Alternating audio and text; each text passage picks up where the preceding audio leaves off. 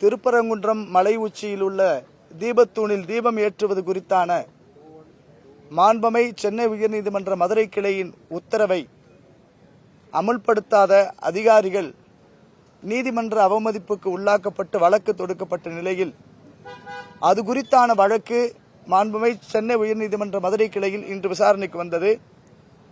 அரசு தரப்பிலும் நம்முடைய தரப்பிலும் வழக்கறிஞர் பெருமக்கள் அவரவர்களுடைய கருத்துக்களை எடுத்துரைத்தார்கள்.